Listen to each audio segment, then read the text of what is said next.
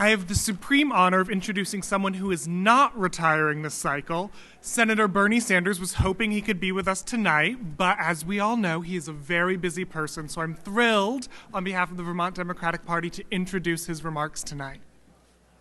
My apologies for not being able to be with you this evening, but I look forward to working with you all to see that this November is a very successful year for Democrats in Vermont and throughout our country. I will also do everything I can to make sure that my new colleague in the U.S. Senate from Vermont is our outstanding Congressman Peter Welch. Peter and I have worked together over the years on many issues, and I very much look forward to working with him as a partner in the U.S. Senate. I also want to welcome to Vermont Senator Ed Markey, one of the outstanding progressive leaders in the Senate.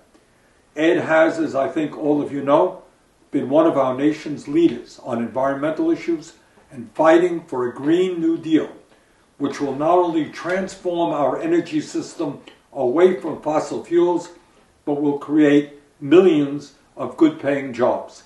Ed, thanks for all the great work you do in the Senate. I also want to congratulate this year's Curtis Hoff honorees for their extraordinary service to the people of Vermont. Thank you, Ann Pugh, Tim Briglin, Martha Allen, and Sherry Merrick for all that you have done.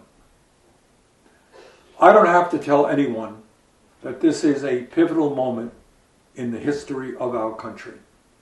And let me mention just a few of the issues we need to be focusing on.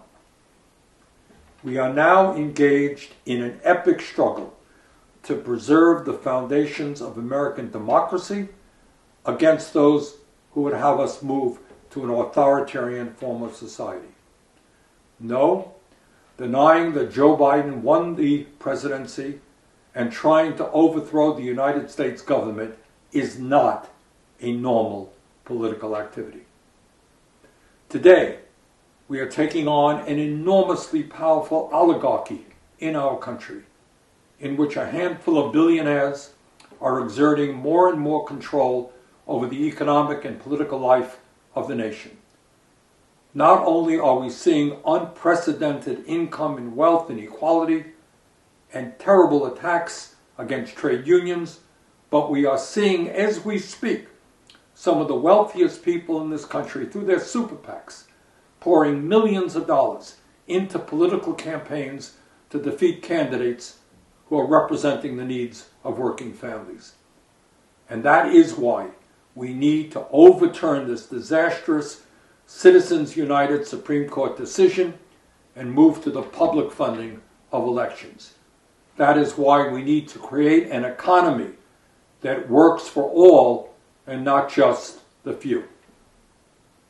Right now, literally right now, we are fighting hard to make sure that women, and not politicians, have the right to control their own bodies, and I will do everything I can to make sure that the policies of Roe v. Wade are not eviscerated by a reactionary Supreme Court.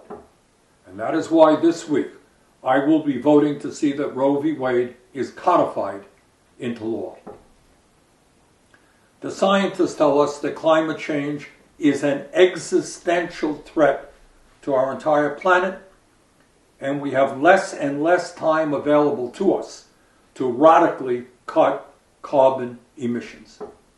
And yet, there are far too many in the Congress who are more concerned about the profits of fossil fuel companies than the needs of their children and future generations.